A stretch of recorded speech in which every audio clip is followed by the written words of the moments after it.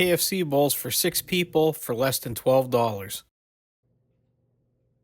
Okay, let's grab a can of corn, a box of instant mashed potatoes, a packet of brown gravy mix, a pound of cheddar cheese, and the most important thing, our popcorn chicken.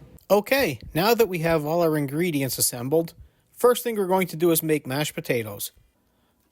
We're going to follow the directions and try to make 6 servings. Time to cook our popcorn chicken.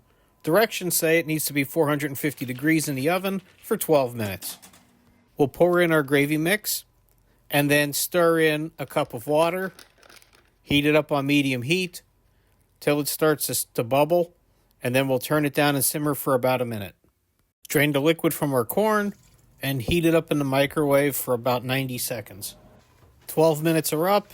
Now it's time to take the popcorn chicken out of the oven. Almost ready. Now we need to put down a layer of mashed potatoes into a bowl, a layer of corn, some popcorn chicken, gravy, and last but not least, our shredded cheese. Doesn't it look good? I hope that you try this recipe, and I also hope you like it as much as I do. If this is of value to you, please share, like, and subscribe. Thank you.